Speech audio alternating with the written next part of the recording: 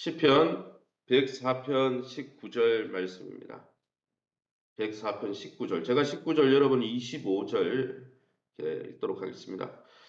여호와께서 달로 절기를 정하시며 해는 그 지는 때를 알도다. 25절. 거기에는 크고 넓은 바다가 있고 그 속에는 생물 곧 크고 작은 동물들이 무수하나이다. 27절.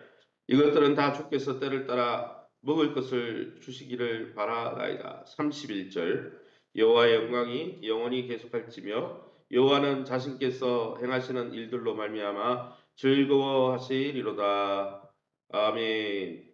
시편 104편 후반부 말씀 19절에서 35절 말씀 가지고 여호와로 인하여 즐거워하리로다 라는 제목으로 말씀을 함께 나누기만 합니다. 시편 104편 후반부는 하나님께서 하나님의 그 지혜로 세상 모든 만물을 창조하시고 이신론다질처럼 창조하신 다음에는 자연 법칙에 바람은 기압차에 의해서 불고 하나님이 일으키는 게 아니라 자연 법칙 때문에 일어나고 이런 게 아니고 이신론자들처럼 그냥 던져놓고 너희가 알아서 살아가라 그리고 도망가신 분이 아니고 오늘 성경에 나오듯이 하나님은 세상 모든 만물을 창조한 다음에 그 창조하신 그 세상 만물을 지금도 하나님의 지혜와 능력과 권능과 질서로 통치하시고 붙들고 계시고 역사를 이끌고 계시다는 거예요. 그래서 하나님을 내 삶에서 소외시키면 우주 가운데 내가 스스로 소외되어서 왕따 되어서 사는 거죠. 왜요? 하나님이 역사를 주관하고 하나님이 모든 만물을 주관하고 계신데 하나님과 관계를 안 맺으면은 하나님 앞에 기도하지 않고 하나님의 음성인 말씀을 듣지 않고 살면요. 그냥 왕따 되는 거예요. 왜요? 하나님과 상관없이 살아가니까. 시인은 그 창조주 하나님을 찬양하고 높이면서 그 하나님과 관계를 맺고 살아가길 원한다는 것이죠. 그럼 오늘 본문을 통해서 우리가 믿고 의지하는 하나님은 어떤 분이실까요? 19절에서 24절 중에 19절 말씀을 읽었습니다. 19절에 여호와께서 달로 절기를 정하시며 해는 그 지는 때를 알도다. 해와 달에 대해서 이야기하고 있습니다. 창조한 피조물들 사이에 질서를 정해놨다는 거죠. 달도 절기를 따라 그 움직이는 절기를 따라 움직이고 해도 그 뜨고 지는 시간과 경계가 명확하다는 거예요. 자기 멋대로 하고 싶은 대로 하는 게 아니라 하나님이 정한 법칙대로 움직인다는 거예요. 심지어 자연 만물도 하나님의 법칙에 순종한다는 것은 이 말은 왜 이런 말을 왜 시편 기자가 이야기할까요? 천하 만물도 하나님께 순종하는데 인간은 순종하지 않는다는 것이죠. 그것을 빗대어서 이런 이야기를 하는 거예요. 하나님이 창조하신 해, 달, 살림의 모든 짐승, 젊은 사자, 사람은 모두 하나님이 정하신 질서를 따라 운행하며 그 질서 안에서 행복하게 살도록 하나님이 창조하신 것입니다. 하나님의 통치를 떠나고 하나님의 말씀을 떠나고 하나님의 간섭과 은혜를 떠나는 것이 마귀가 이야기하는 대로 세상이 이야기하는 대로 내 마음대로 사는 게 자유가 아니에요. 아담과 하와가 내 마음대로 살고자 했기 때문에 에덴 동산에서 쫓겨나서 우리가 죽음 가운데 이 고생하는 것이죠. 우리가 그걸 믿는다면 우리는 우리 삶을 돌아봐야 하는 것이죠. 내가 왕이 되어서 자기중심적으로 살아가는 삶이 그 죄가 이 모든 질서를 다 무너뜨렸다는 거예요. 그러기에 사랑하는 성도 여러분, 저와 여러분이 날마다 하나님이 정해놓으신 말씀의 법칙 아래서 또 창조 질서 안에 다른 천하 만물이 순종하고 그 법칙대로 움직이는 것처럼 순종하며 살아가고 있는지, 순종하고 하나님을 경외하고 하나님을 왕으로 모시고 존중 여기는 자들에게 하나님이 은혜를 주시는 것이지, 하나님을 거부하고 거절하고 하나님을 반역하고 하나님의 마음을 아프게 하는 자들에게 하나님의 은혜를 베풀어 주는 게 아닙니다. 우리가 죄인임에도 불구하고 우리가 하나님을 반역하고 죄 가운데 있었음에도 불구하고 회개하는 자들에게 은혜를 주시는 거예요. 회개하지 않는데 은혜가 있는 게 아니죠. 회개하지 않으면 하나님의 진노 가운데 심판을 받을 뿐인 것입니다. 25절 26절입니다. 거기에는 크고 넓은 바다가 있고 그 속에는 생물 곧 크고 작은 동물들이 무수하나이다. 이번에는 하늘과 달에 대한 이야기를 하다가 이제 시편 기자가 땅으로 내려와서 이제 바다를 이야기하는 거죠. 넓은 바다도 누가 다스린다? 하나님의 지혜로 다스린다는 거예요. 우주 만물에 있는 해와 달뿐 아니라 이제는 우리가 보이는 넓은 광활한 바다조차도 하나님이 다스린다는 거예요. 하나님이 다스리는 바다 속에 크고 작은 물고기 떼들이 무수하게 많이 있습니다. 그 중에 리워야단, 이 리워야단은 때로는 사단으로 상징되기도 하고 우리가 통제할 수 없는 아주 상상 속의 이 괴물로 표시되는 것이 리워야단입니다. 뱀과 같은, 용과 같은. 여러분 이 리워야단은 더 이상 혼돈 바다의 괴물이 아니라 그 바다 안에 있는 세상 사람들은 이 용과 같은 존재가 히브리 사람들은 바다 속에 있어서 바다에 풍랑을 일으키고 갑자기 바람을 일으킨다 이렇게 생각했겠죠. 그러나 중요한 것은 어쨌든 우리의 영적인 육적인 환경을 조작해서 하나님을 떠나게 만드는 이 리워라단조차도 혼돈을 일으키는 바다 괴물이 아니라 하나님이 만든 하나님의 창조의 걸작품 중에 하나여서 하나님의 통제를 받을 수밖에 없다라는 거예요. 바다에 충만한 모든 것들이 다 주의 것이라는 것이죠. 하나님이 통제하고 있다는 것입니다. 우리가 상상하지 못하는 것까지 모든 것을 다스리시고 지금도 하나님의 능력으로 보존하시고 하나님의 뜻대로 통치하시는 하나님을 찬양하면서 그 하나님을 그 왕 대신 하나님을 우리의 왕으로 모시고 그 하나님을 높여드릴 수 있기를 예수님 이름으로 축원합니다. 27절입니다. 이것들은 다 주께서 때를 따라 먹을 것을 주시기를 바라나이다. 27절에서 30절 말씀해 보면 우리 하나님은 모든 만드신 피조물들에게 때를 따라 양식을 나누어 먹을 것을 나누어 주시는 분이라는 거예요. 그래서 주기도문에도 뭐라고 했습니까? 일용할 양식을 위해서 기도하라. 출애굽한 이스라엘 백성이 영적인 하나님의 은혜만 누렸던 게 아니죠. 육적으로도 만나와 메추라기로 먹이셨습니다. 40년간을 매일매일 필요한 양식으로 그때그때 먹이셨어요. 여러분 모든 존재들이 하나님을 의지하며 하나님만이 우리의 생명과 온 우주 만물의 그 생명을 보존하시는 거예요. 먹을 것을 주시고 때를 따라 양식을 주셔서 생명을 갖고 있는 모든 생명체들을 보존하는 분은 하나님인 거예요. 여러분 생각해 보세요.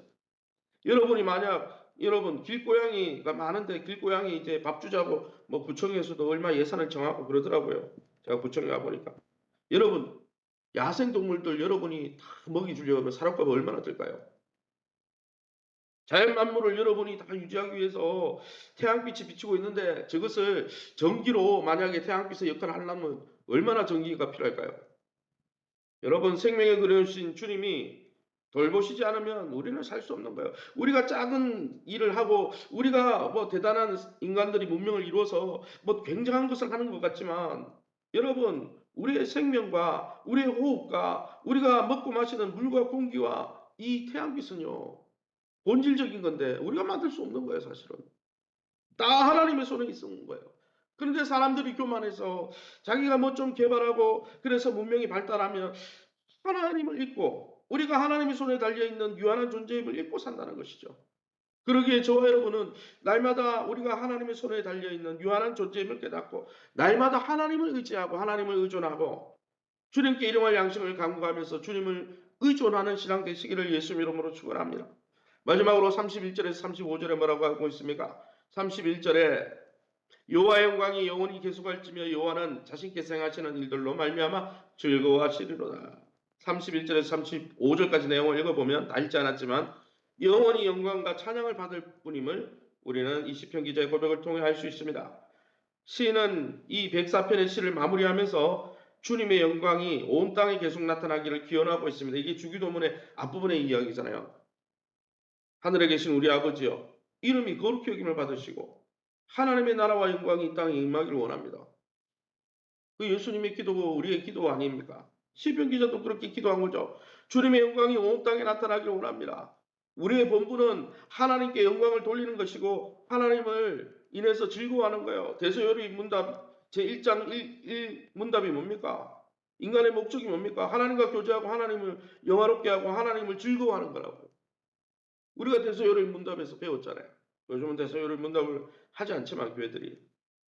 또한 주님도 우리를 즐거워하기를 바라신다는 것이죠. 우리가 영원히 찬양하고 영광을 돌려야 될 전지전능한 분이 32절에 나오듯이 우리 하나님이라는 거예요. 그 전능하신 하나님을 왕으로 삼지 않고 그 왕의 말씀에 귀를 기울이지 않고 하나님을 의지하지 않고 자기 지혜대로 내가 중심이 되고 자기 중심성에 빠져서 내가 중요하게 이렇게 말하는 사람들이 진짜 악인이고 죄인인 것이죠. 35절에 나오듯이. 여러분 죄인은 딴 게 죄가 아니에요. 하나님도 필요 없고 주변의 관계도 필요 없고 내가 중심인 거예요. 내가 주인이고, 내가 성격이고, 내가 법이고, 내가 왕이고, 말씀이 뭐라 하든지 말든지 간에, 하나님 뭐라고 하든지 말든지 간에, 내 뜻대로 살아가고 내 고집대로 살아가는 거, 그게 죄라니까요. 살인죄가 죄가 아니고, 성경이 말하는 죄는 자기중심성입니다. 하나님 대신 내가 왕이 돼서 내 중심으로 살아가는 거예요. 자기 고집대로 살아가는 거예요. 순종이 제사보다 낫고 그 뒷구절에 거역하는 것은 완고한 것은이라고 했는데, 완고한 것은, 완고라는 말은 자기 고집 속에 자기 중심으로 살아간다는 뜻입니다. 순종의 반대가 완고한 거예요. 고집 센 거예요. 사랑하는 성도 여러분, 이 시인의 고백처럼 주님을 영원토록 송축하며 주님을 기뻐하고 있습니까? 참으로 복 있는 사람처럼 하나님을 왕으로 모시고 그 왕이신 말씀에 귀를 기울이며 순종하면서 왕의 말씀을 기준으로 삶을 살아가면서 시편 1편에 나오는 대로 누가 복 있는 사람입니까? 세상의 법도 자기의 경을 의지하지 않고 하나님의 말씀을 주야로 즐거워하며 하나님의 왕으로 모시고 하나님이 사랑하기 때문에 하나님의 말씀에 귀를 기울이는 자가 하나님을 두려워하는 자고 하나님을 존중히 여기는 자고 하나님을 존중히 여기면 내가 그를 존중히 여길 것이고 높이 들어줄 것이고 나를 경멸하면 내가 그도 경멸하고 저주하리라. 성경에 기록되어 있잖아요. 그래서 여러분 엘리 제사장이 폐위를 당했고 사울왕이 왕의 자리에서 하나님 끌어내려 버렸잖아요. 왜요? 하나님의 음성에 귀를 기울이지 않고 하나님을 주인으로 모시지 않고 내가 왕이 되겠다고 그러니 자기 멋대로 제사장 직분을 감당하고 자기 멋대로 왕의 삶을 살아가니까 왕을 폐해버리고 제사장을 폐해버리잖아요. 제사장도 폐함을 당합니다. 왕도 폐함을 당합니다. 하나님이 세우신 자들입니다. 여러분 우리는 하나님을 두려워해야 되는 것입니다. 우리는 하나님을 존중해 여겨야 되는 것입니다. 우리에게 하나뿐인 독생자까지 보내주시면서 우리의 죄를 용납해 주시고 이제는 하나님이 주인된 삶을 살면서 네가 참 평안을 누리라. 우리가 살 길을 이루신 주님 앞에서 그 은혜를 받았다면 그 사랑을 정말 기억하고 있다면 이제는 남은 삶을 내가 주인된 삶을 날마다 자기를 부인하고 자기를 십자가에 못 박고 왕 대신 주님을 높이면서 주님이 주는 참 평강을 누리시기를 예수 이름으로 축원합니다. 이 시간에 우리 앞서면서 기도하기 원합니다. 기도하실 때 여호와로 인하여 즐거워하게 하시고 말씀으로 우리를 통치해 주실 때 말씀 앞에 청종하며 주님의 통치 가운데 하나님 나라의 복을 누리게 도와 주시옵소서. 세우신 교회와 좋은 관계를 맺게 하시고 오늘도 성령으로 부어 주옵소서. 우리 환우들을 위해서 자녀들의 앞길과 기업을 위해서 우리 앞서면서 통성으로 기도합니다.